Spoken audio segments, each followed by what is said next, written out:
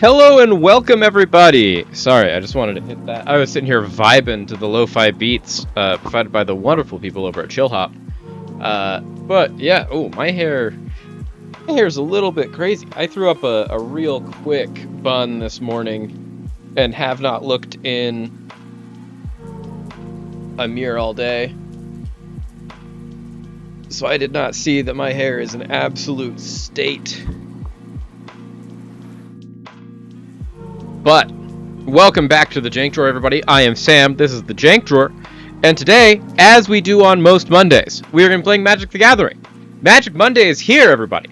And I think it's going to be a really fun time. I'm really going to be looking forward to it. I have been looking forward to it kind of all weekend because much like we had the good news last week that our Magic content is really kind of just like going through numbers. I was going over the numbers with the moderation team and the content team over the weekend here at the Jank Drawer, and honestly, it's kind of insane how the Magic stuff has been popping off on YouTube. Last week, we were celebrating the fact that we had our first video ever clear 100 views, and then now we have had multiple videos clear that same threshold of 100 views. Which is more than I ever thought we were going to have.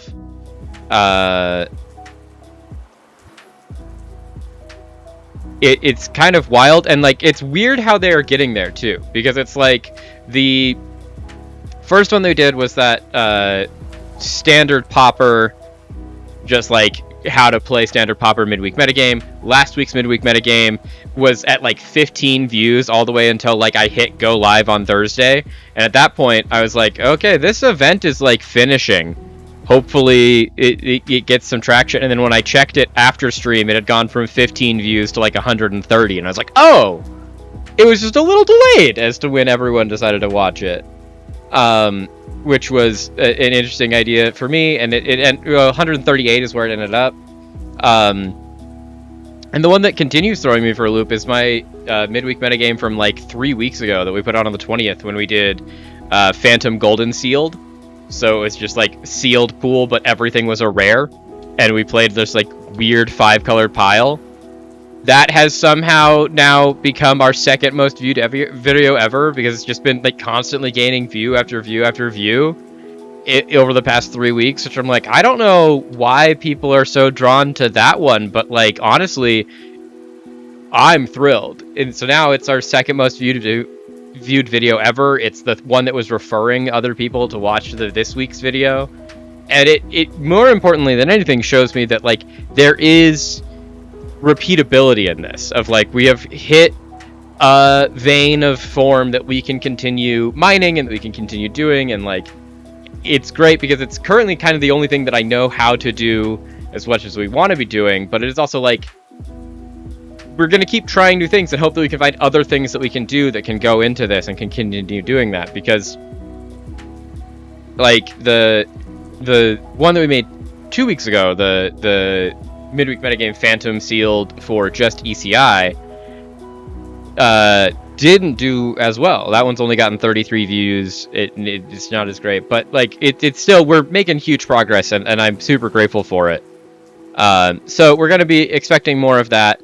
The other thing that I wanted to do is draw attention to the fact that I posted on Instagram today. I can probably post it on Blue Sky. In fact, maybe we should post it on Blue Sky right now while we're talking about it.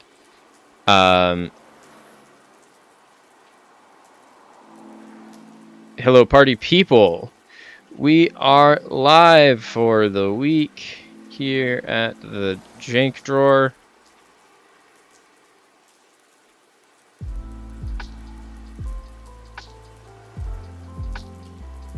For a new adjusted schedule, because the schedule is a little bit different this week.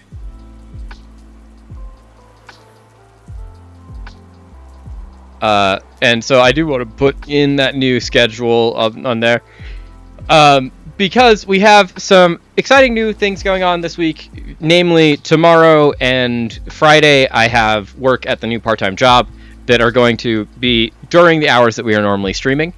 Specifically, tomorrow's stream is just not going to feasibly be possible. I work all day tomorrow, starting at like 7 in the morning. I won't be getting home until like 7 o'clock at night. And at that point, it's more beneficial for me to record the video for this week's midweek metagame and get that all through processing and put that up and make that video for the YouTube channel, because the YouTube channel has been popping off and it's doing really, really well, than it is to go on for a couple of hours after I'm really tired from a long day of work anyways, and just try to get a stream together. And then Friday, I only work in the afternoon. I'm working from like 1 to 5:30. But because of how long it takes me to get there and some other things that are going on with the job that I need to make appearances for earlier in the day, I'm going to be a little bit more busy Friday early. But I still want to do Friday because for those of you that are aware, and maybe most of you probably aren't, and there's not really a ton of people here, so we'll make more announcements of this as we get more viewership towards the end of the stream. We have made some content changes here at the channel, in that on Friday evenings now, instead of just doing a full 6-hour block of Football Manager, as much as I enjoy Football Manager, I have gotten a lot of feedback from the people that do come into the channel that are our diehard things of like, it is a little hard for a lot of people to understand and to know exactly what's going on, because it is very much just like a crunchy numbers kind of game that requires you to know a lot about football and a lot about specifically Football Manager itself. And while I love it, it maybe isn't the best thing for us to be doing right now. And I wanted to do things that allow us to have more involvement with the community and more chances for collaboration. And the community very graciously had bought me a copy of the game Monster Hunter World. And so we played the first couple hours, did the first tutorial missions or two on Friday's stream last week. And so this week we are going to be going live late Friday night, and we are going to be playing some Monster Hunter again. We're going to be trying to do that. I might be trying to work in some guest appearances from some of mine that are also playing it. We'll hopefully get some opportunity for people in the chat to play as well and things like that. But we're going to be doing that on Friday this week. And then if time permits and my schedule permits, we might try to do a bonus stream on Saturday. But we are unfortunately probably not going to be able to do a lot of those things. Just because I like being with you all, and I love streaming, and I love doing those things, but I also do need my weekends generally to try and get everything ready behind the scenes and get some work done, and also still maintain somewhat of a social life and meeting people and hanging out with family and friends. Because we've got, a whole bunch of family things going on kind of constantly in my life right now.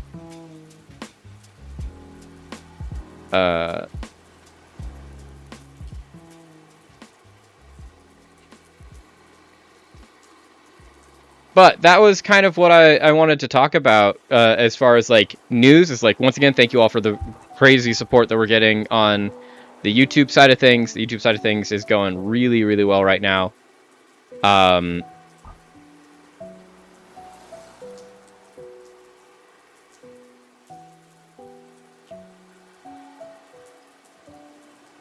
then also to let you know about the schedule changes this week. We've been talking about them all of last week, but I did want to get them posted today so that everyone could see them and so that we could get them out to the audience in general of just, hey, here's what's going on.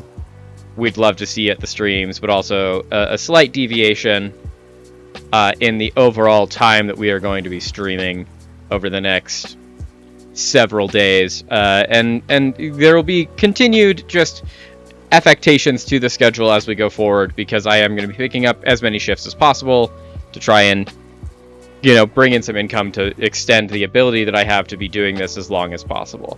And because of that, we're going to just have a lot more of these just like kind of irregularities, but we're trying to be more consistent and find out a way to bring even more content on the YouTube side of things. But one of the many things that is going to happen, because we aren't getting any football talk this week, and we're doing things like that, is I do want to still talk about some of the things that happened, because like football is still a very big part of my life, and it's a thing that I do a lot, talk a lot about, watch a lot of, and we did have a whole bunch of stuff happen this weekend, and we do have some big matches coming up this week, and so I do want to take the opportunity to talk about that a little bit. So we're going to do a brief football talk on Magic Mondays, and then we'll get into the Magic the Gathering.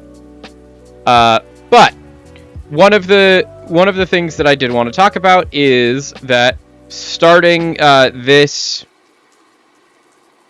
weekend. So we talked about football again, obviously on Friday last week, because that is Football Fridays. That's what we do. And when we were doing Football Fridays, we talked about there's going to be some matches this weekend that we think are going to be kind of important. Most importantly, on the Saturday, we had a run of games that we all felt were going to be very, very integral to a couple of different storylines and things that we've been chasing throughout the year so far here at the Jank Drawer towards the end of the Premier League season that I think are really important and are really good to touch on as for what we are trying to see out of these things. First and foremost, we had a whole bunch of relegation candidate battles that were going to be going on. Burnley were playing Bournemouth in a must-win game for Burnley if they want to try and not get relegated. They are most likely going to get relegated even though they win that, but it is still like they need to win every game that they can. And Bournemouth is a good team. Can they get any points? And then, most importantly, on Saturday was we had the other end of the table. Arsenal and Man City were both playing on Saturday. Arsenal versus Everton, Man City versus West Ham.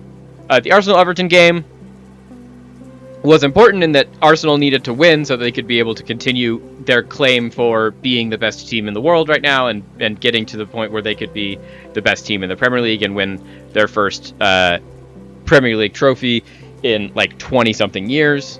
And then Everton just wanted to play for pride. They have been a very good team so far this year. They're doing, honestly, pretty good to find themselves in mid-table. And Arsenal has not won at home against Everton in a while. Like, it has been usually draws, but like they just have not been able to pull together the win in a while at the Emirates against Everton. And so it's like there's a lot on the line there. If there was a time where Arsenal was going to potentially drop points in this, it was going to be then. And so there was a lot going into that. On the other side, West Ham were playing host at the West Ham Stadium, at the London Stadium in London, to Man City. Man City are trying to put together a title contest this year that they are looking pretty advantaged for prior to this game. And then West Ham are just trying to fight for their lives, to do anything they can to make it so that they can get to a position where they don't just lose outright. And so because of that, they are trying to find a way to put together a run of form and win every single one of their games. And they have a pretty hard run in. West Ham also need to win every single game because West Ham really does not want to go down. They are a team that has been in the Premier League at least my entire lifetime, which is most of the existence of the Premier League. And so a team of that caliber and that size going down is going to be a tragedy. It's going to be really bad for that team and for all of the things there, and just like all of the bad things that are happening to Leicester right now because of all of the financial mismanagement and things like that would also then happen to a team like West Ham if they even spend a single year down in the Championship, but probably to even a greater degree because West Ham is an even bigger team than Leicester was. So those were kind of the two key matchups. There was also a really good match between Sunderland and Brighton, where it's just like, can Sunderland get back to the run of form that they were in at the beginning of the season? Was the run of form at the beginning of the season enough to keep them up? Can Brighton find a vein of form? They've won 3 of their last 4 games. They might be able to actually pull out of the spiral they were in. Sorry, I've been incredibly tired. We'll talk about how I'm doing after we do this, but I've been incredibly, like, unusually tired for the past, like, week. I took a nap yesterday for the first time in, like, years, and it was one of those naps that was just, like, I was gone to the world, and when I woke up, I didn't know where I was or how I had gotten there, even though I had, like, gotten there and been there for hours before I took the nap. It was wild. But then the other talking point was Chelsea versus Newcastle. This is a Chelsea team that are desperate to justify all of their spend by staying in the Champions League as much as possible, versus a Newcastle team that are also trying to do the same thing, but also trying to justify a really bad season that they've had so far this year and they're trying to, redeem themselves in some way and get out of the really bad form that they've been in the league, because they're currently, I think, in 12th place in the league, and they shouldn't be in 12th place as being a club of their size and caliber. So, like, a lot of good storylines coming into the Saturday. The Saturday was definitely, I think, as far as storylines go, the most important of those days. There's some good matches from the Sunday. We'll get to those in a minute. Largely, things went as expected. Burnley and Bournemouth, actually maybe, as some of you would say, unexpected, ended in a draw. 0-0, Burnley-Bournemouth. Burnley put on a really good effort to just not lose, and getting points out of a Bournemouth team that completely dominated them in every discernible metric that matters. Huge for them. Just Bournemouth could not get the ball in the back of the net, and that is sometimes all it takes, is just not letting your opponents score if you don't concede a goal. As SC Sam Jamek so famously says, if you don't concede, the worst you can do is draw. And that's what they did here. Sunderland and Brighton, it was a heartbreak for the home fans at Sunderland, as Yakubu Minte in the 58th minute was able to score the only goal in this match to put Brighton and Hove Albion across the line in what was actually a pretty even match. Possession was pretty evenly split. Sunderland had more shots on goal, but only was able to get a 0.9 XG out of those 14 shots, whereas out of the 12 shots on goal that was taken by visiting side Brighton Hove Albion, they got a 1.68 XG and had one big chance, which was the Yakubu Minte chance, which they finished. And they got the match winner at the Stadium of Light. It was a goal against the run of play. Sunderland had scored 2 minutes before that on a Chris Rigg goal that was ruled offsides, and therefore didn't count. And then they just got hit on the counter immediately after that by Brighton and Hove Albion. And then Brighton was able to just ride that out to a victory, and that's all that really mattered. Arsenal, I think I could use some magic today too. We're going to talk about soccer for just a little bit, because I do think there were some good storylines coming out of this weekend, and then we're going to jump right into the magic. But I agree, Rat King. Magic on this Monday, it's a little cloudy and dreary out my window, and so magic is going to help. Arsenal had a crazy game, honestly. It was just absolutely insanity for them. They left it until literally the last moments of this game to do kind of anything. After controlling the possession for the entirety of the game, they had 64% of the possession. They had an XG of 2.7, 25 shots on goal, 2 big chances. They were not able to convert on any of those chances until the 89th minute, when Viktor Gyökeres, their new star signing, with a great assist, with a beautiful ball into the box from 16-year-old Max Daumann, who made his Premier League debut for Arsenal in this game, coming in off the bench with 15 minutes left to go in this game. Puts a ball into the box that just completely beats the keeper, lands on the back post into, I can't remember exactly whose feet, but another Arsenal player who played it into the middle where Gyökeres was unmarked, and he just absolutely thundered it home from like 5 feet away. I think it was Piero Hincapié is who they gave the assist to. The thing is, like, the real assist was the cross in from Daumann, because as my wonderful source that I use for reminding me exactly how things happened said, I don't know that Piero Hincapié even really knew that this ball was gonna do this, because it was a beautiful arcing ball into the box, just a beautiful ball that the keeper for Everton, Jordan Pickford, went up for and missed. And Piero Hincapié was just at the back post being like, well, if it gets past the keeper, I'm going to at least be standing in the right place for it. And then the keeper missed it, and it just kind of like hit him on the chest and bounced off of him like 5 yards away. And then that just so happened to be where Viktor Gyökeres was rushing into the box unmarked and just buried it into the back of the net. So, like, Hincapié is going to be accredited for this assist, but I don't know that he had anything to do with it. He just was standing there, and the ball hit him and landed over there and then went in the back of the net. It was great.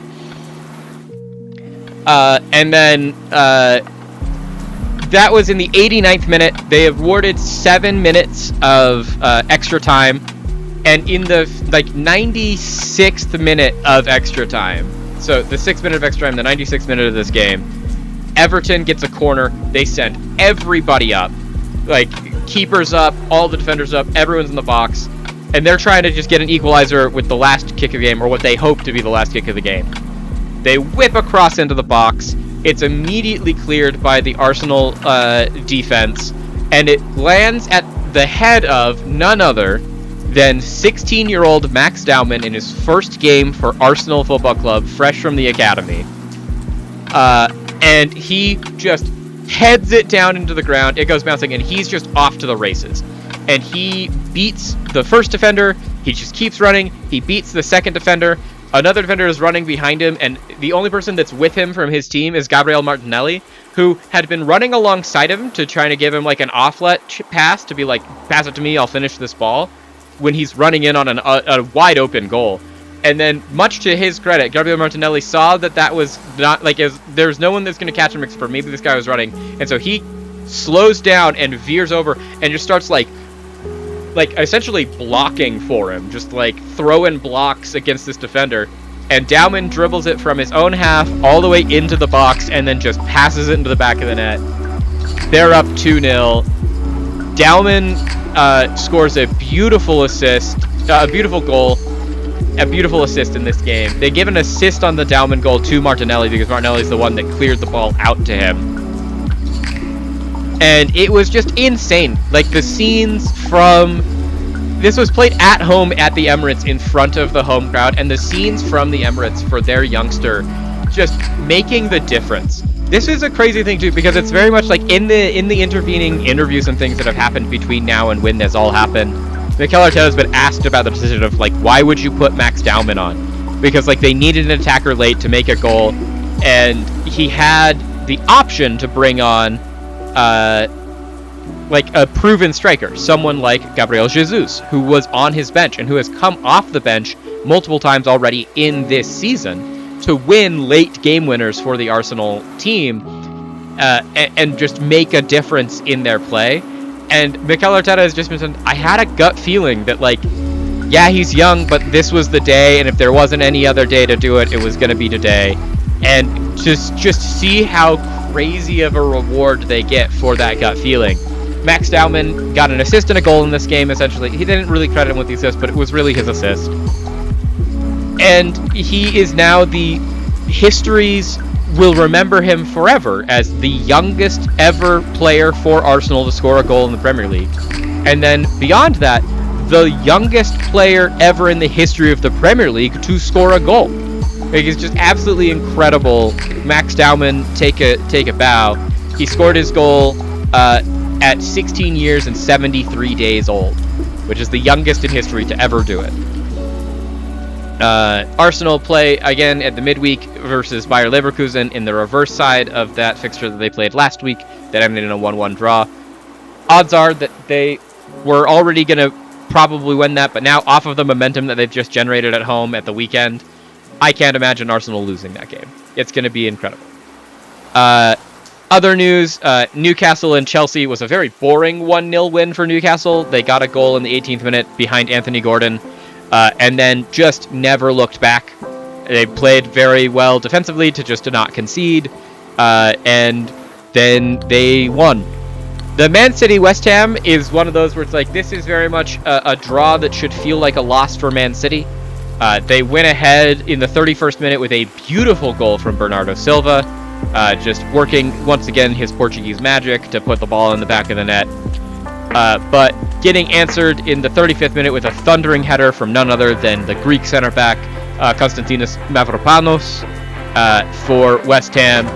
The home side was able to get an equalizer here in the London Stadium, at home in front of 62,000 fans. And that was all of the goals in this game. There was no goal scored in the second half. It was an absolute onslaught that was weathered by West Ham, the home team here from Manchester City. Manchester City had 72% of the possession, an XG of 2.03, 24 shots, only one big chance. And in just a great, scrappy defensive display, some truly, like, man-of-the-match goalkeeper play from Mads Hermansen, who only wasn't awarded man of the match in this game because it very deservedly went to Konstantinos Mavropanos for also putting in a man of the match performance defensively, but also scoring the equalizer that got the very good point that saw West Ham out of the relegation fight for the first time this season overnight, because they were waiting for Tottenham and Nottingham Forest to play on Sunday, and because they got a point out of this game, they were free from relegation for at least one day. And then we get to the next day and we see how those games happen. But like, this was a great match played out by West Ham. Just defense and grit and determination to claw their way back into this game and then not push for the win, but just defend as well as they could to keep themselves in a position to just get any points off of a team that is trying to contend for the top and now finds themselves 9 points behind Arsenal and dropping points on a weekend where they couldn't afford to drop points. Absolutely great EPL chaos. It was fantastic. And it only gets better since we get to talk about the Sunday games now, which were also just more chaos on top of chaos. The Sunday games, there was really only one game worth watching. I'm gonna say that right now. And that was kind of disappointing because, like, I have loved watching a lot of the teams that played on those games because we had what I had thought going into the weekend was going to be 4 bangers on Sunday. We had Crystal Palace Leeds, we had Man United Aston Villa, we had Nottingham Forest Fulham, and we had Liverpool Tottenham. And I remember on Friday saying, like, I think all of these games are going to be pretty good. Crystal Palace and Leeds have both been scrappy. They've been just barely clinging to, like, life above the relegation battle. Both teams had been in kind of like a nosedive at different points of the season. They both seemed like they had equalized and had kind of found patches of clean air to try and weather out those storms that they were in. And that this was going to be a really scrappy, good game. And then scrappy I was right on. Because, like, Goodmanson gets a red card at the end of the first half. But this game was honestly kind of meh. Both teams just kind of, like, didn't really do anything. They had their highlights, and none was more impressive than the 45th minute Dominic Calvert-Lewin missed penalty. Because they get a penalty in the 45th minute, and Dominic Calvert-Lewin, who loves to score goals, specifically penalties, and specifically against Palace in his history in the Premier League, steps up to take it, and everyone, including the commentators, like, this is a certain goal. There's no way he ever misses this. And, like, the thing is like, usually when you concede a penalty as Crystal Palace, you feel pretty confident that it's not going to go in. Because they have Dean Henderson, who is their #1 keeper, who is one of the best penalty-saving goalkeepers in the world. It's like, he's not the best goalkeeper in the world, but when it comes to specifically saving penalties, he's one of the best to ever do it, which is a great thing to have. But much to the misfortune of Crystal Palace and Crystal Palace fans, he woke up that morning with some sort of illness and wasn't able to play, and so they were playing for his Premier League debut Walter Benitez, who is their backup goalkeeper, who his only thing that he's done since he joined Crystal Palace was play in the FA Cup against Macclesfield in a game that the current FA Cup holders lost to non-league opposition Macclesfield 2-1 because Benitez played so bad in goal. And so that's the goalkeeper you've got up going against Dominic Calvert-Lewin, one of the, like, names, like, former English national team striker. He's definitely had a rough career plagued by injuries, but, like, he's a guy that can put a ball in the back of a net. And then Benitez doesn't even have to make a save because Calvert-Lewin just completely misses it. He just whiffs it entirely. It doesn't get anywhere near the back of the net. And there's an altercation after that between the head coaches of both of the teams, Oliver Glasner and Daniel Farke, on the bench, that results in both of these coaches getting a yellow card, adding more time on the clock that leads to the 45th plus 5th minute second yellow card for Gabriel Gudmundsson. And the Icelandic left back gets himself sent off, and Leeds have to play the rest of the game with 10 men. And much to the credit they do, and they're able to hold on, and it is held out to a 0-0 draw, which is honestly probably the result that both of these teams deserved. But it was like, other than brief moments of just like, oh, that's exciting, really nothing happened in that game. Nottingham Forest and Fulham was very much the same story. It's just like Fulham did not get a single shot on target the entire game, and then Nottingham Forest were able to put the ball in the back of the net exactly once by Dan Nadoy, but he was offsides, and so it got called off. And so it was just like a 90-minute game of like, usually at least when Fulham plays a full 90-minute game, even if they end up drawing, like at least it's entertaining to watch. And this was the first one where I was like, Fulham, I really feel like you let me down. You've been so fun to watch the entire year, and this is Nottingham Forest team that are not doing well. They lost to a Danish team in the in the Europa League last week. Like, it's not going well if you're Nottingham Forest this week. And Fulham just couldn't get it done. And then the two more important games of the week, you get to Manchester United versus Aston Villa, which this is one of those ones where I watched it considerably later in the day after it did, but when it was going on, I had gotten, as I usually do, from our on-the-ground correspondent, SC Sam Jamex, who watches all of the Manchester United games, a text message about the Aston Villa goal in this game, where he's just like, Man United have been robbed. That Villa goal should have been called off for like 7 different reasons. And he was reasonably upset about it over text. And I was like, oh, well, hopefully that doesn't matter. I'll watch it later. And then I watched the highlights, and I was like, I agree, and we'll talk about that in a minute. But immediately, once I started watching it and I saw the headlines of it, I was like, oh, I mean, this is a thing to be concerned about. And I can understand watching this in the moment where it was like scored, and in the context of that, the response that I was given. But it truly didn't matter at all, because Manchester United, after stumbling a little bit last week in the league, in their loss that they suffered at last weekend, they have come back with a vengeance against Aston Villa today. Which Aston Villa is a team that this was a battle for third place, and Aston Villa has been coming unstuck in the last couple of weeks, and this was another instance of just like, they didn't look like a better team, and Manchester United kind of played them out of the park at Old Trafford. But this was a 3-1 win for Manchester United. Casemiro opened the scoring with his 7th goal of the season, which for the 34-year-old Brazilian, he might even be 35 now. No, he's still 34. The 34-year-old Brazilian is a crazy return on goals for how just at other aspects of the game he's not quite there anymore. But he offers a leadership and apparently a goal return. This was his 7th goal of the season, his 6th from a corner. So assisting goes to Bruno Fernandes on this. And Bruno Fernandes finds himself now, after this game, as the highest assists in a season ever for a Premier League season for a Manchester United player, surpassing David Beckham, now with 16, as Manchester United scores a beautiful goal from this corner from Casemiro.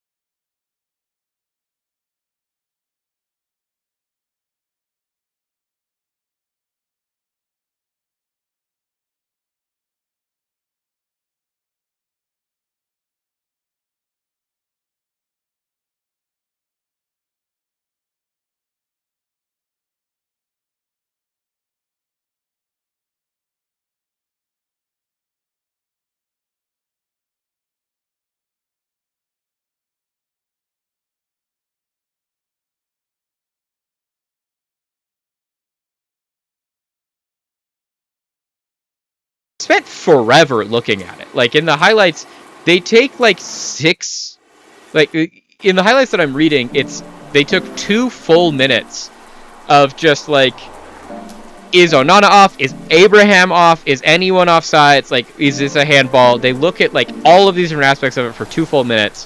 That like when I'm watching it in the replay, I'm like, oh yeah, with my eyes, all of these things seem bad. This should never have been a goal. And then they make the decision from VAR of like, nah, it's a goal. Goal.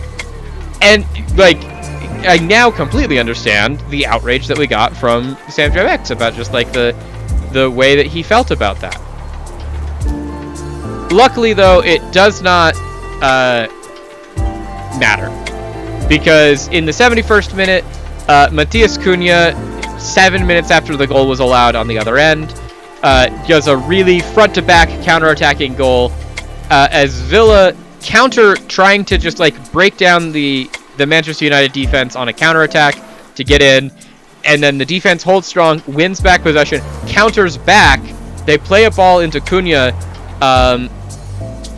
from Bruno Fernandes on just like this beautiful through ball from Bruno Fernandes, and then Matheus Cunha just gets this perfectly weighted ball into him from Fernandes, who's wide on the left, and just first times it into Cunha, who just runs onto it, slots it past Martinez in the bottom corner, 2-1.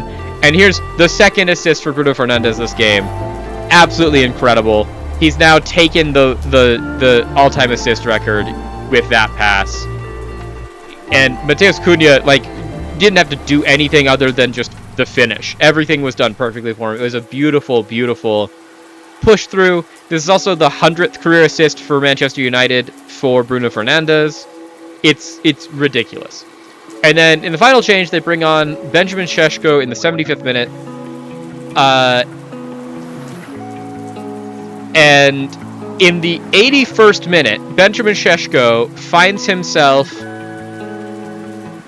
on the end of a low cross from Cunha down the left-hand side, who just works it low and across back into the 6-yard box. And it blocks... Konsa, the center back, blocks it. It ricochets back off of the right back, into the danger area. Šeško runs into the ball with his back to goal, swivels around, shoots it at speed, and just buries it in the back of the net. 3-1. And this is now Benjamin Šeško's 10th goal of the year. Like, not just 10th goal of the season, 10th goal of 2026. Because Matheus, much to his credit, Benjamin Šeško has not scored in the league until January of 2026. And then since January of 2026, he has scored 10 goals for Manchester United in all competitions. And I think that officially makes him the current leading scorer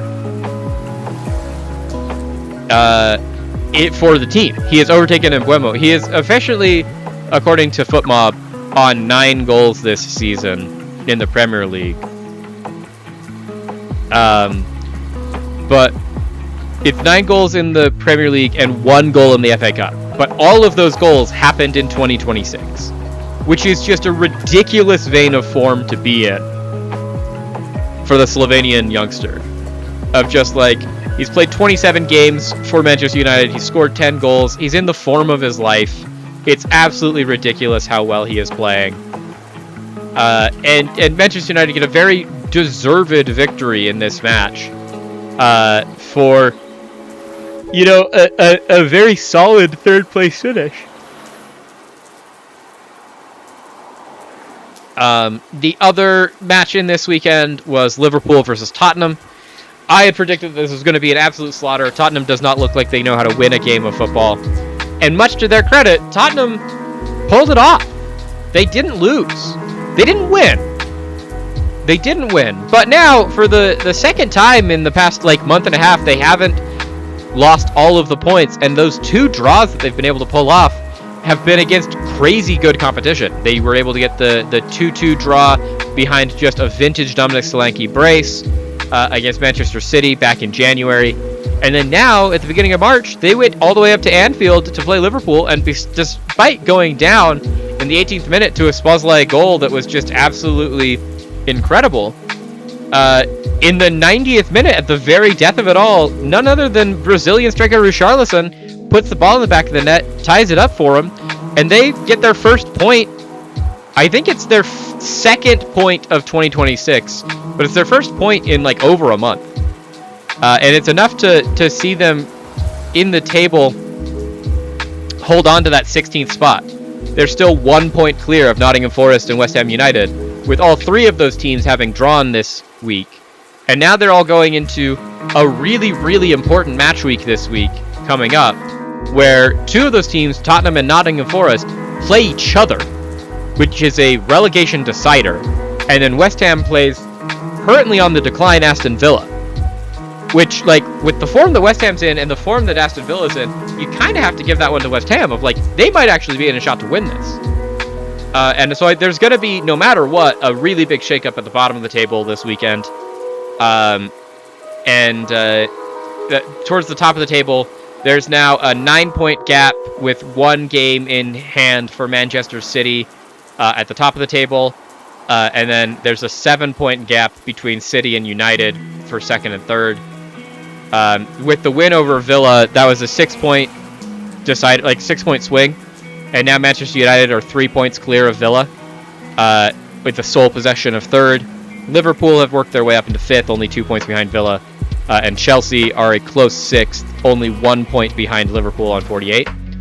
And then the last game of the weekend is the one that is currently being played right now, as we speak, between Brentford, the Bees of Brentford, and bottom of the table Wolverhampton Wanderers, who had been in a rich vein of form recently. As we speak, that game is currently 2-0. And Brentford is beating Wolves with goals from none other than Michael Coyote and Igor Thiago. So, you know, not the response that you would want from a Wolves, if you're a Wolves fan, but from Brentford. They are taking the game to Wolverhampton Wanderers at the GTEC Community Stadium, and they are definitely going to probably win that game. It looks like it's a little bit of a runaway win at this moment in time, and so that's kind of where we're at. This win sees Brentford in 7th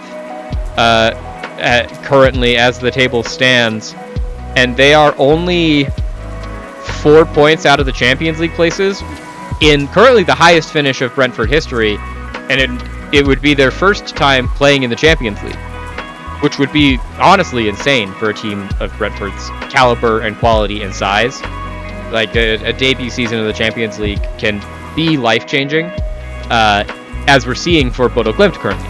And that's kind of the last thing that I wanted to talk about is, since we're not going to be talking about football again until maybe Friday of this week, and maybe during some of the other streams because of the weird stream schedule, and we don't have any dedicated dedicated football days, is that we do have the second legs of the Champions League, which, if you haven't been listening to me talk about the Champions League this year, here's just the most recent in my plights of like, hey, even if you're not really a soccer fan, if you want to get into it and figure out what's going on and have an opportunity to experience it at the height of competition and one of the craziest things that is going to happen, this year's Champions League is one of the greatest Champions Leagues I've ever had the pleasure of watching, and I cannot recommend it enough. You've got a whole bunch of really fun storylines going into this that, like, not even the head writers of WWE could have come up with. Currently, everyone's darlings, Bodo Glimt, have been bracket busting. They are debutants in the competition. They are currently going to be playing this Tuesday in Lisbon at Sporting Clube de Portugal, where they are going into that game with a 3-0 lead. This is a teeny tiny team from in the Arctic Circle in Norway that isn't even the best team in Norway. They finished second in the league last season. A couple of seasons ago, they were in the second tier of the Norwegian promotion pyramid and were almost relegated out of the professional leagues in Norway. And they have climbed their way all the way back to this place, having beaten such high caliber teams as Manchester City, Atletico Madrid, other people that are in the round of 16 currently that they probably won't get an opportunity to play again unless they make it all the way to the final. They're on the opposite side of the bracket for Manchester City. They're on the same side of the bracket as Atletico Madrid, but they have to get through Arsenal to face them. And there's probably no likelihood that that's going to happen because Arsenal is kind of the most dominant team in Europe this year. But we do have some of those games again this week, so that is definitely one to watch. Tuesday, 11:45 game is Sporting Clube de Portugal versus Bodo Glimt.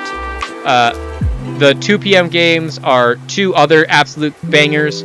Arsenal versus Bayer Leverkusen. This was played in Leverkusen last week to a 1-1 draw with a late equalizer from a penalty by Kai Havertz in the 89th minute for Arsenal to keep Arsenal alive and also keep their undefeated. They are undefeated in Europe. They have not lost a single game so far in the Champions League this year, and they are looking to hold on to that title.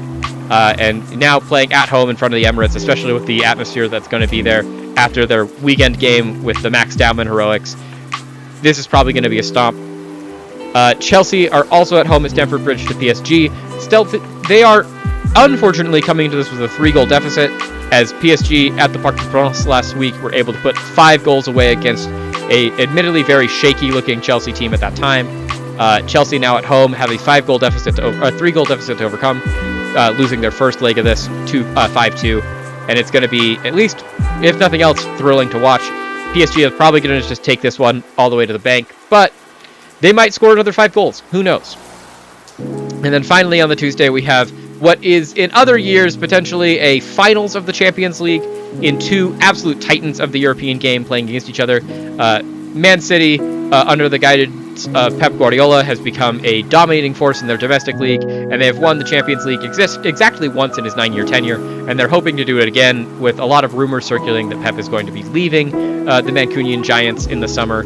But currently they have a mountain to overcome, as coming home to the Etihad, they have to overcome a 3-goal deficit as they allowed none other than a absolutely injury-stricken Real Madrid, with none of their star attacking players fit, to score 3 goals in the Santiago Bernabeu last week from their midfield captain, Federico Valverde, the Uruguayan, who just put them to the sword, scoring one of the most beautiful first-half hat-tricks that I've had the absolute pleasure of seeing in a long time. And that's going to be a pretty good game. And then on the other midweeks, we have the Wednesday part of these factions. Camp Nou is playing host to Newcastle. They played a beautiful 1-1 draw at Newcastle to give Newcastle the best opportunity to try and actually squeak out a win here at the Camp Nou to knock out the European giants of Barcelona from this competition. Barcelona were only able to come back into that game with a 96th minute penalty that was deserved. It was a very clumsy challenge and a very stupid mistake in the last minutes of the game from Newcastle to let them back into it. But 95 minutes of that game, Newcastle played a perfect game. And if they can string together another 95 minutes of a perfect game this week, Newcastle might knock out many people's favorites in this competition, Barcelona. Speaking of favorites, though, Bayern Munich is going to be playing against Atalanta. Bayern Munich is absolutely dominating in every competition they've played again. They have only lost 1 game so far in Europe this year, and it was against Arsenal, who are potentially the best team in the world. They have been absolutely incredible in the Bundesliga, just like beating people up for their lunch money, kind of good. And they brought that same energy to the first leg of Atalanta in Atalanta, where they beat the home team 6-1. Now, playing host to them in Bayern Munich's home stadium, I do not expect Atalanta to be able to overcome a 5-goal deficit, and I think that the Italian clubs are going to see an early exit from this competition. That brings us to Anfield, where Liverpool plays host to Galatasaray, who are leading in this tie going into this game. Galatasaray have got a beautiful 1-0 lead going into this that they earned at their home stadium in Istanbul. Now, can they hold on to that lead at Anfield? Who's to say? This is a team, though, that does have more quality than you would expect, with great goalkeeping from Orkun Kasir, all the way up to a world-class striker and Victor Osimhen up front. If there's anyone that can get a really good result in the form that they're in, it is going to be Galatasaray. This is a big name, and this is a big team, which is weird because usually the Turkish teams aren't known for that, but This is a Turkish team that's coming to play, and they're coming to play for it all. And in the final game, we see Tottenham Hotspur playing host to Atletico Madrid. Tottenham had the ignominy of playing Kinski, their backup goalkeeper, who had to suffer the horrible frustration of allowing 3 goals in 16 minutes before being subbed off in the 17th minute in the first leg of this match, in what was a 5-2 rout of Atletico Madrid over Tottenham.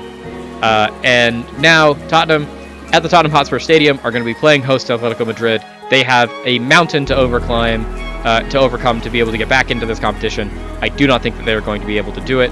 Even with a draw for them at Liverpool over the weekend, I don't think there's enough of a stopgap in the morale to get this team to remember how to win games again, let alone score 3 goals without conceding any. I think this is going to be an exit for the first of the English teams in this competition. But so there's going to be a lot of really good football this week. I do hope that you're all as excited as I am. I cannot recommend it highly enough. These are at the very least going to be deeply entertaining games, and I do hope you get the opportunity to watch them. All that being said, not much else that I wanted to talk about here. With that, let's jump into the topic of the stream today. What we are actually supposed to be talking about, which is, it's another Magic Monday, baby! Magic Monday! Just another Magic Monday. Ooh, that's my fun day. Just another Magic Monday. Cool! So, for those of you that have been following along with the channel at home and have been catching all of the streams and then catching the videos on the YouTube during the midweek,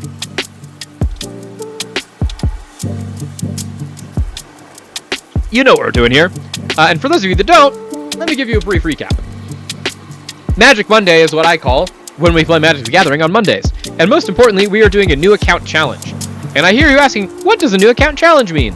That's just a whole bunch of words that kind of go together but mean nothing. And you are correct. What a Magic Monday is and what a new account challenge is that I had the brilliant idea in a conversation with my roommate and fellow Magic player. There you go. There you go. That's a great compromise, Rat King. You still get the feel good of spending money to, get the endorphins running, and you don't have to spend as much money, and you still get to look cool. Honestly, win-win-win. But the new account challenge came up as an idea when I was discussing with my roommate a couple of months ago at this point about the state of Standard and the state of Arena in general, and how he and I were having very, very different experiences playing this game that we both deeply and genuinely enjoy. We have both played at competitive levels that are pretty high, and I was playing a lot of Arena on stream, doing things and trying things out, and I was getting very frustrated. I wasn't having a good time, and a lot of it came down to the fact that I didn't have a lot of the cards that I needed to play some of the tier 1 or tier 2 decks, or even facsimiles of them. There was just so much away from the collection that I wanted or that I needed that I was away from, that I was forced to play decks that I didn't really enjoy into formats that I wasn't having fun with, and I was having a really bad time. And he, on the other hand, had every card on the game and was like, no, I think that the format is really, really good, and I think it's really great, and this was right around the end of the last Pro Tour. And so we were sitting there talking about it, and I was like, the Pro Tour says that it should be really healthy, and looking at all of the numbers, I should be having a different experience that I'm having. But I'm not having fun.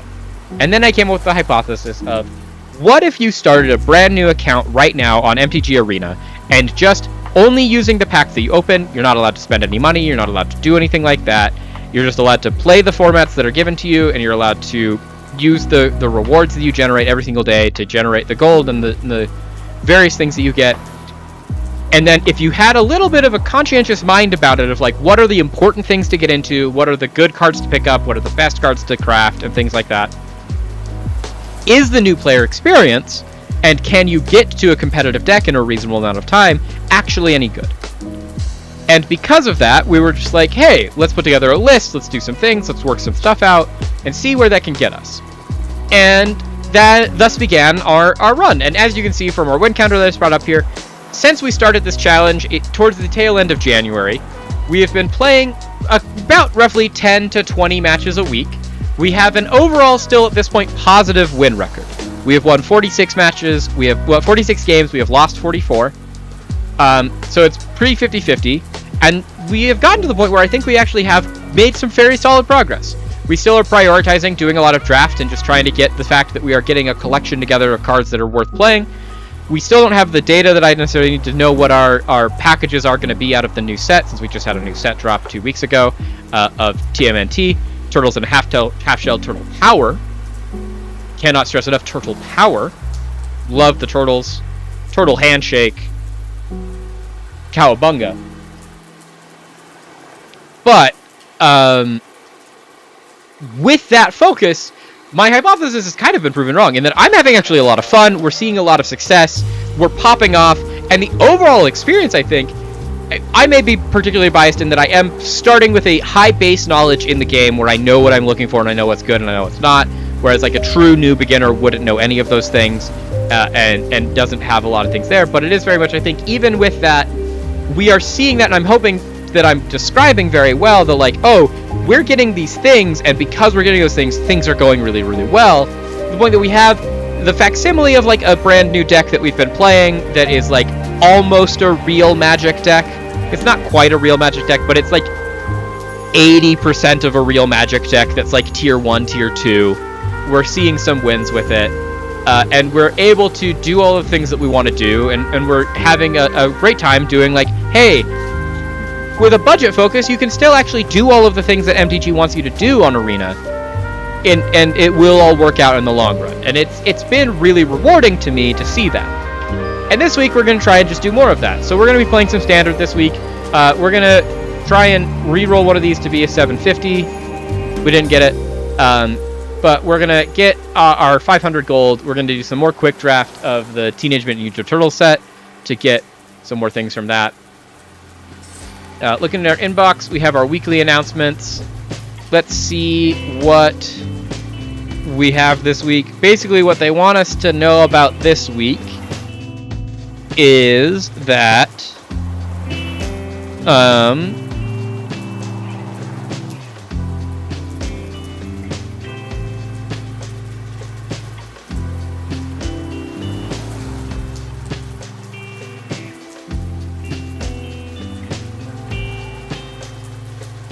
not a ton. It's mainly about the competitive play, which we are not in the position where we can do competitive play yet. We haven't earned any of the currency that we need to be able to play in competitive play things. We hopefully will in the future, but we haven't gotten there yet. So let's look through all of our dailies, look through our store, look at what we can get there. Looks like the daily deals are we can get a whole bunch of the Baldur's Gate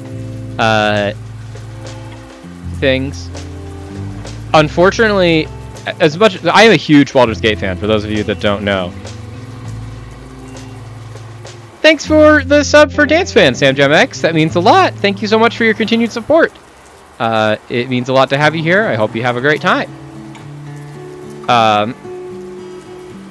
They don't have my favorite Baldur's Gate 3 character as one of the options, which is unfortunate. Have to keep those commercials at bay, exactly. We love the commercials, they help us pay the bills, but also, skipping the commercials helps pay the bills even better. And we appreciate your support. These are all really cool. My favorite of the Baldur's Gate 3 characters is Karlach, and Karlach is not one of the options here. But I do love all of them dearly, and then Tasha is also just really fun. But also, we have some packs that I earned through the middle of the week that we are going to open here, just because we always love opening packs, and we like to see what we can get, and then we can talk about the rares and what they are. So let's open some packs, chat. I'm just getting our recording set up for our pack openings here.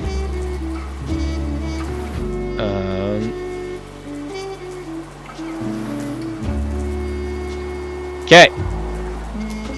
Let's see what we get in these packs. First up, we get to see... Okay, some important things here. We got some of the good commons. Putrid Pals is a great pickup here. This is actually a really good pickup for the green-black disappear strategies. Getting another Rocksteady is always a good thing, so that we can have just like a 7/7 for 6 mana with 4 cycling 2 can never be bad. Just replenishing our uncommon wildcards since we had to spend some of them is also a good thing. Let's see what our rare is. Casey Jones, Vigilante. I don't actually think that this is a really good card, but it's better. It's not great on turn 3. It's better on like turn 7. drawing 3 cards and then discarding 3 cards at random is pretty good. But you need to have mana to do that. Also, I don't want to get this buried in...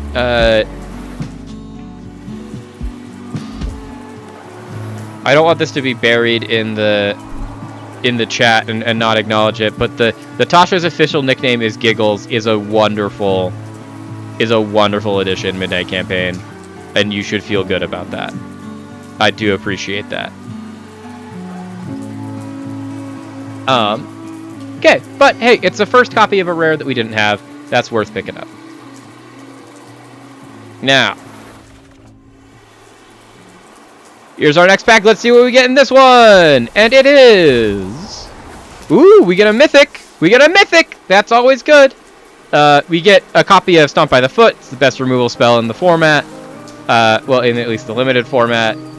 Retro Mutation is a good blue removal spell. Courier Combustibles.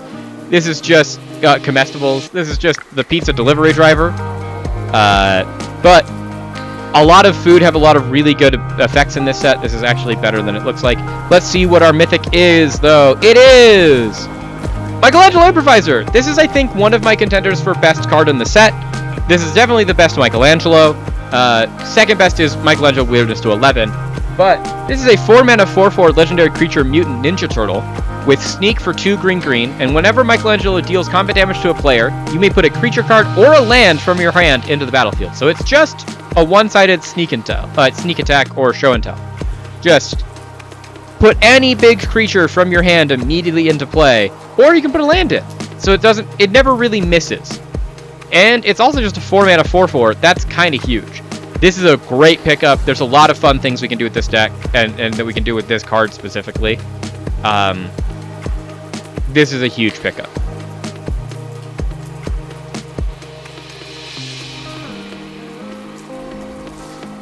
Okay, with that being done and said, we need to hop into some games because we need to get about 175 more golds so that we can draft this week. So we got to earn that the best way that we can. And that's going to be playing some more of our budget 5-color Rhythm. And try and get some wins. We either need to get one win or we just need to play a whole bunch of green cards. Let's move our Arena Tutor by DraftSim. Once again, not a sponsor, but just a handy tool that I use for all of our drafting here at the Jank Drawer.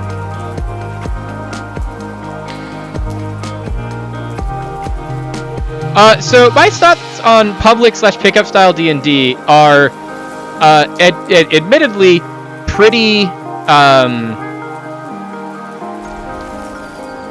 they're pretty, how do I want to put this? I am a fan of pickup style D&D in a vacuum.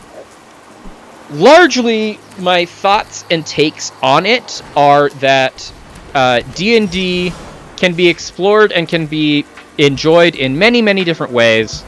And I do not disparage anyone for any way of doing it. My experience with pickup D&D games, largely is that they can be either really, really good or more often than not really, really bad. And kind of there is no in between, which is unfortunate. And what I mean by that is that one of the most common things that I've seen on public or pickup style D&D is like there's a difference between the two of them. Public D&D, if it's like you and your group of people that you already know are going to go play D&D together, and you're just going to go do it at a local game store to support the local game store, I have zero problems with, and that usually goes entirely fine. Because it's just like you guys having fun doing your normal thing, you're just in a different location, and that can actually be really fun and really rewarding. And that is something that I do very strongly believe is like, yeah, go do that, it's going to be a good time, you're going to have a good time.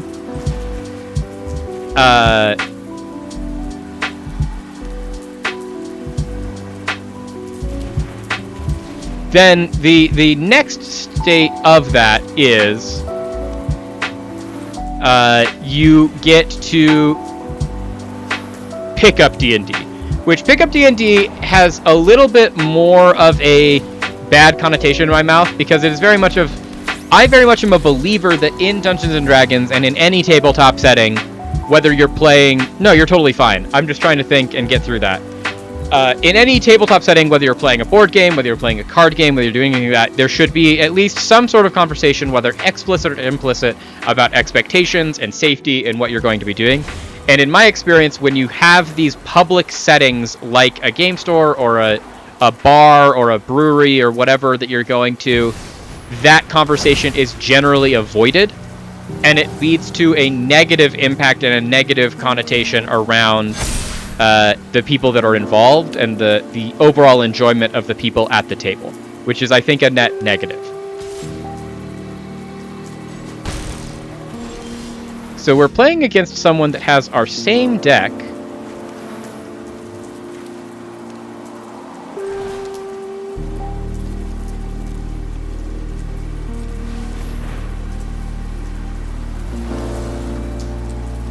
But we can make our own copy of their Ouroboros. And so that's kind of my take on it in general. And hopefully that answers your question, Midnight Campaign, is it's just like... It can be really, really fun. And I think public D&D is great. But without a conversation around, like, what expectations are and how people are expecting to play and, like, what the rules... not just of the game are, but of the specific environment and setting that you're playing it in. My preference is towards long-running private games almost inclusively, but like pickup games and public games I don't think are bad. They can be really, really well. I've just had generally negative experiences with them because there is a lack of that inherent initial conversation.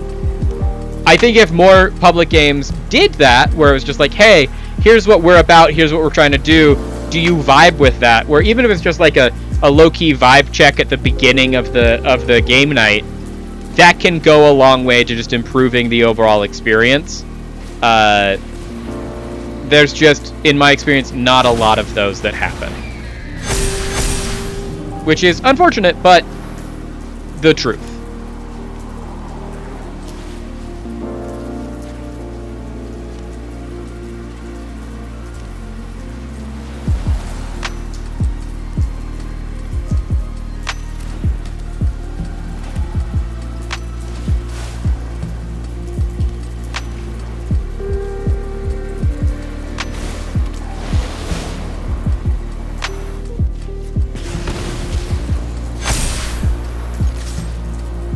I think we have definitely lost this game.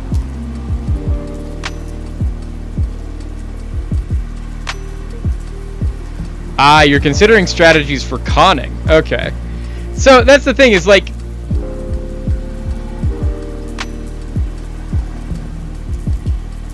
Yeah. I figured that's what you're going for with conning. It's not like I'm trying to cheat people out of money. It's trying to get like a consistent game.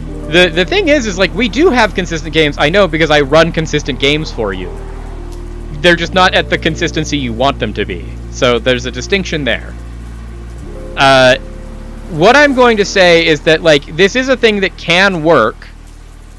It requires a lot more startup and a lot more work in practice than I think most people realize to try and do that. Because generally the type of people that are going to like a public, we're going to just go play a game in this game store kind of event are not also people that are looking to be like, hey, I want to play this game every day, like every week for the next 3 years of my life kind of thing.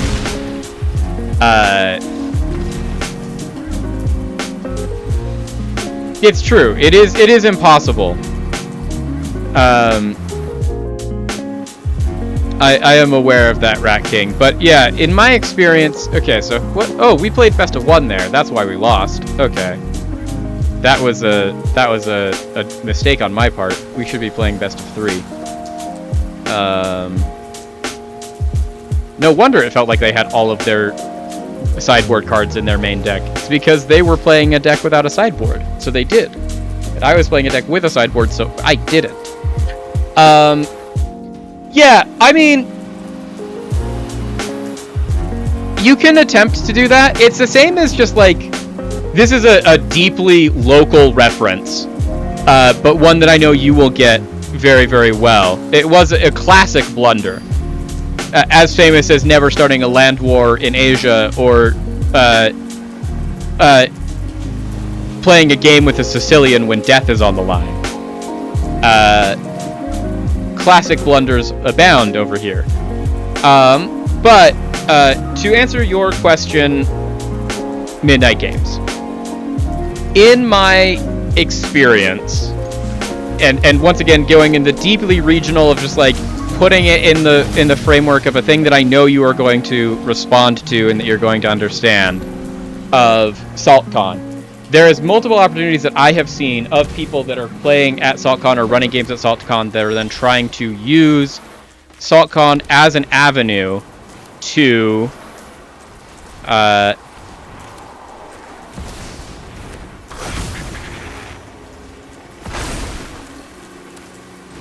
sorry, I'm playing this. To then make either like through Discord channels or things like that, long-running games that they play with other people in the local area for extended periods of time. I'm not saying that is a bad thing. In fact, I deeply believe that that is a good thing, and like I love to see that as a person in the community. More people should be doing stuff like that. It's a great idea.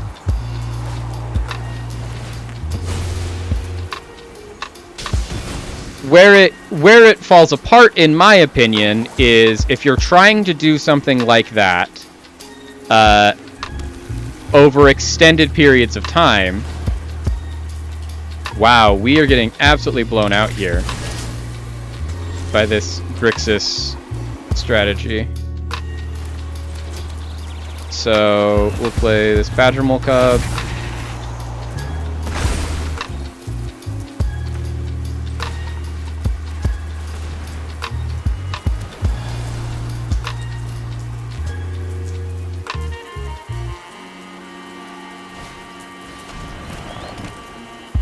They're gonna just blow up our Badgermole Cub again.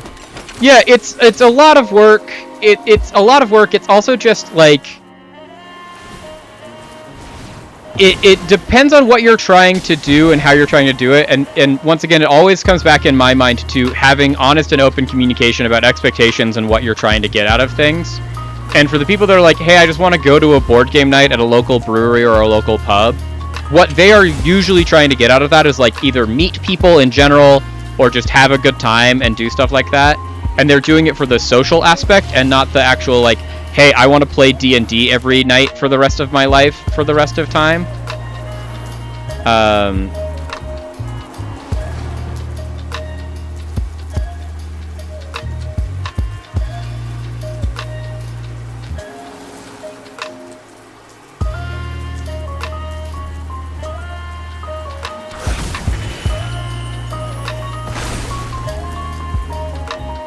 It just adds up to being like, it's going to be a lot of work, and you have to be really, really wanting to do it. And most people you're going to meet in that situation, in that understanding, are either wanting that to be the case, of essentially they also want what you want, of like, hey, I want to play D&D every week for the rest of my life with a group of people, I just don't know people. And either are in that position, and there's a reason they aren't being able to play D&D every week. Which, like, most of them are perfectly lovely people. I've met a lot of people in this situation. But it's still just like, yeah, they're lovely, but there's a reason that they don't have a home game. Or a game of any kind that they play in. Whatever that reason may be. Or they're just like, I don't actually want anything serious. I'm just here to meet more people. And do what I think is going to be fun and hang out with my friends. And like have a beer or two and learn how to play a new board game. We are getting absolutely dumpstered by all of these artifacts and enchantments.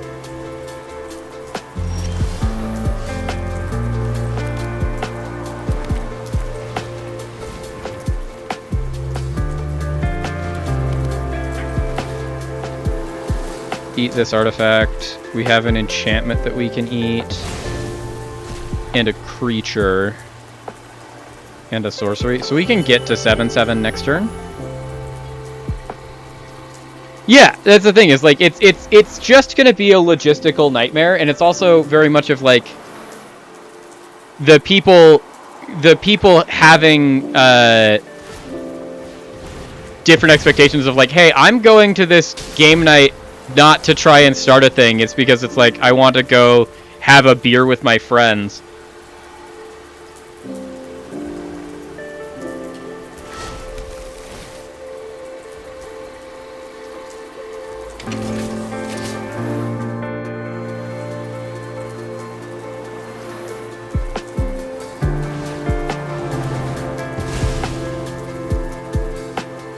Okay, what does this camera do? Okay, so do we have something in our sideboard that is just to like blow up all artifacts?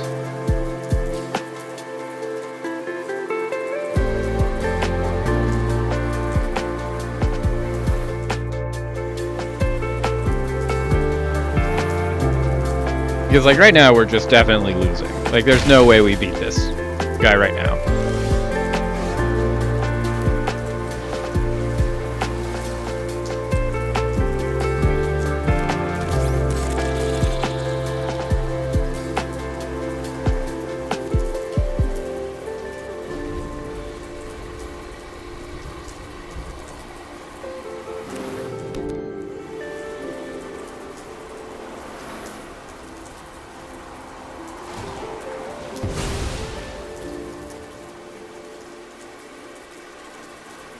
Okay, so this is just like a Grixis artifacts list that is just using weapons manufacturing to kill us so incredibly dead.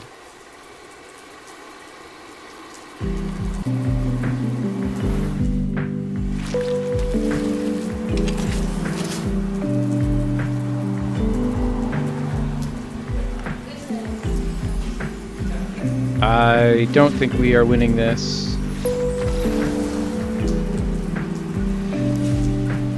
Yeah, and I think that's a already Midnight Campaign, a different goal that you have labeled there. So like, I think a casual one-shot or a short series as a way to rope people into trying the game is totally different than the commitment that you are trying to do of, in your own words, convincing people to play a long-form game. I think the people that are going to a format like this, where it's like, hey, I want to go try out some board games with some people at a game store, that's a level of commitment that I'm like, yeah, they would probably be totally fine and get behind a like, hey, let's try something out. Like if you wanted to present to the people that are running this, like whatever the name of the company is that's running this as a brewery, and be like, hey, I want to offer as a service for people if they are interested. I'll just make a whole bunch of pre-gens and I'll run a D&D thing. If they want to do like one of the games that's run as a short D&D night, and you do like a rotating every couple of weeks or every couple of months, you do, here's this 4-week module that we're going to do with some people, and people can play as much as they want. I think it works really well as an introduction to the game. I don't think that you should ever try to have any aspiration of it being anything more than that. Is how I would put it. I think that in my experience, if you try to make it something more than that, is where it all kinds of falls apart.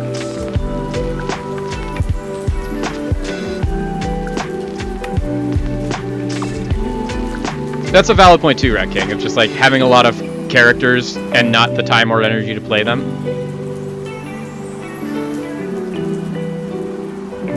Our opponent has mulliganed to 5.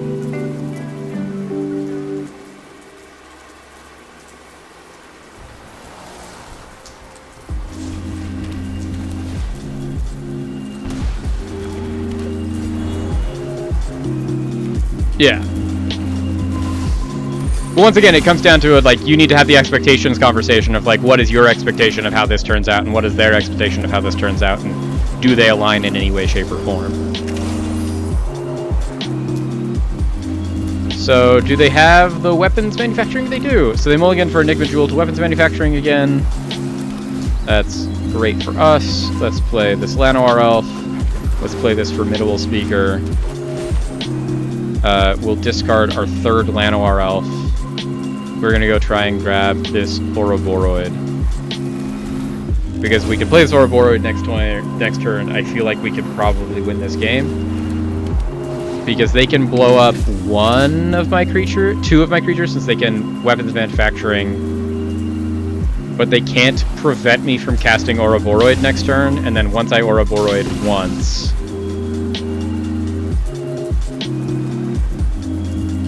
since they're gonna go get a Grimbauble, that's gonna kill one of my Llanowar Elves. I still have 4 mana, so I can cast this Ouroboros. And then I can Mockingbird. If I could draw land, then I can Mockingbird my Ouroboros.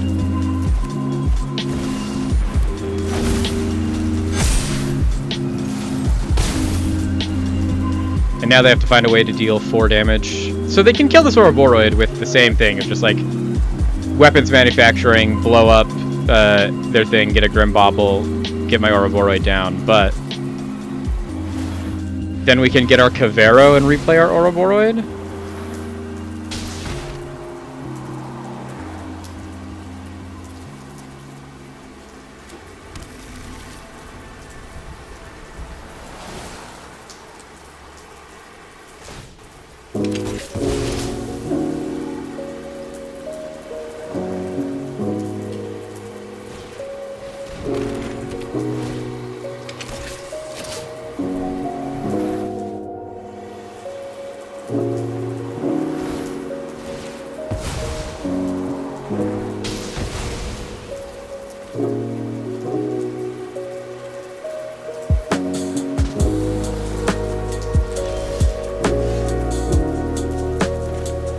Okay, so we have to Seam Rip.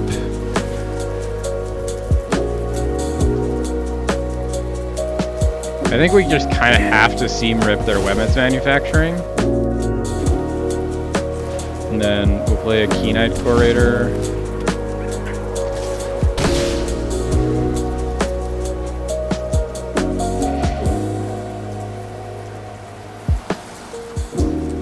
I do miss block sets. I miss block sets for multiple reasons. Most importantly, I think that block sets provided a really interesting story building framework for how they were doing stories in Magic the Gathering at the time.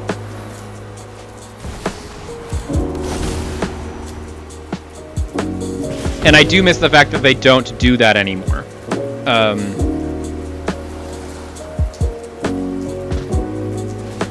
Okay, so they're just gonna blow up all of my creatures. I think that the New York City block joke that you just made is very interesting. I do not think that they should be treated as a block in any way. I do not think the Spider-Man TMNT sets are close enough to be a soft block. I do think that they are interesting for multiple reasons.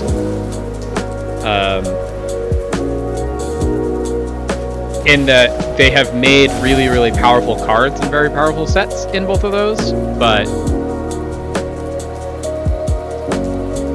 okay, they are going to...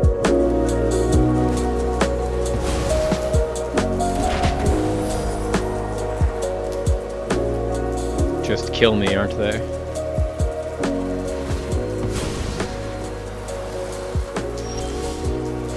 But I was a very big fan of blocks. I think Block Constructed was an interesting puzzle to solve every single time. What's X equals 2?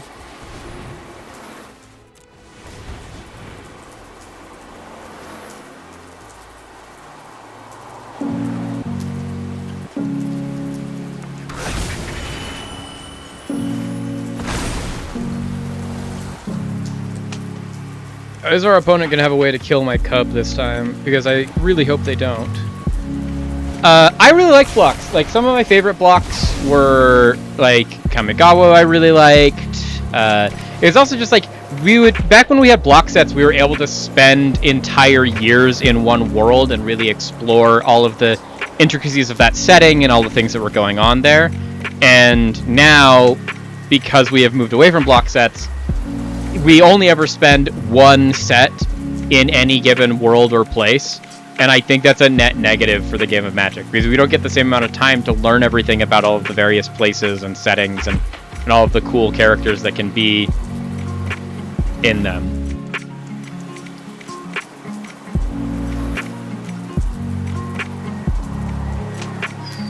This Grixis Artifacts deck kind of blows for us, doesn't it?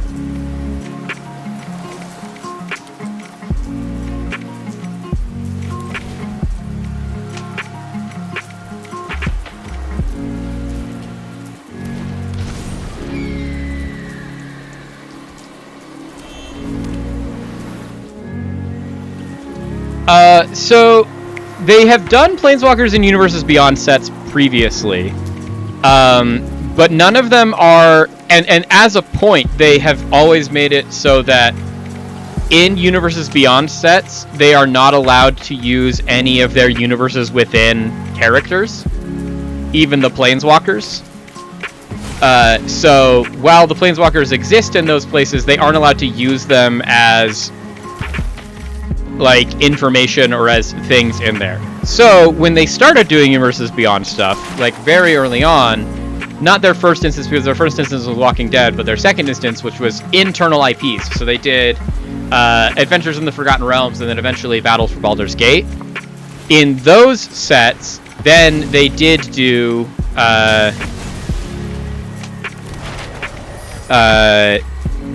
a whole bunch of Planeswalkers, but Planeswalkers were in those sets just famous characters from the sets. So, like, if for example, they made a Lolth Planeswalker, they made a Zariel, they made a Planeswalker for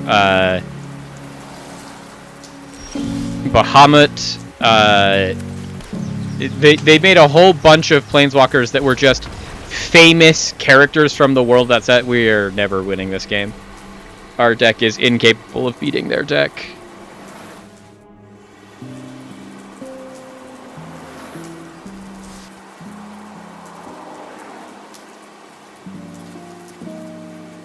Yeah, the Story Planeswalkers, no. The Story Planeswalkers, and they've gone out on record that Story Planeswalkers will never appear in any Universes Beyond set. That is a hard line that they have drawn for themselves that, as of right now, they intend to keep themselves to.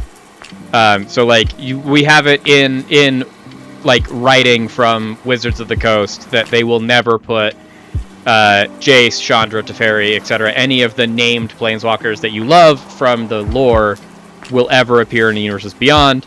Mainly that's just for like licensing things, of just like they have to pay all of the licensing rights for all of these Universes Beyond sets anyways, to places like Doctor Who they had to pay the BBC. Fallout, they had to pay Bethesda, which is Microsoft. So they have to pay these licensing fees anyways, and those licenses that they pay are like, we only want you to use characters from our IP. If you put your own IP characters in there, that breaks their licensing agreement. So they're just like, they have done it as like, oh, look at the good faith thing we're trying to do. But like realistically, it's like, legally they're not allowed to, but it's also a really easy win for them to chalk up on the board of like, oh, but we're doing it for the good of the game and the good of the fans. They're not allowed to contaminate things. Okay, let's do this draft. Once again, it seems we've gotten a really bad opening pack. Our Mythic is Broadcast Takeover, which is a really, really bad Mythic. Just kind of unplayable. The best card in this pack is definitely, I think, Casey Jones. Just a 2-mana 2/1. Next to that, it looks like it's recommending either Rhythm of the Wild or Leonardo Big Brother. I once again really think this Leonardo is good. Rhythm of the Wild is kind of a busted enchantment. Riot is just things can enter with a choice of +1/+1 counter or haste, which is usually pretty good. But I think just going mono red right now keeps us the most open. Spicy Oatmeal Pizza, it's a removal spell. It also stays in red. This allows us to go red-blue, which I think is the best color combo as well.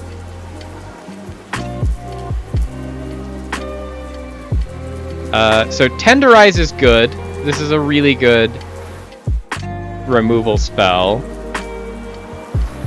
This is an artifact. This is a creature that makes an artifact.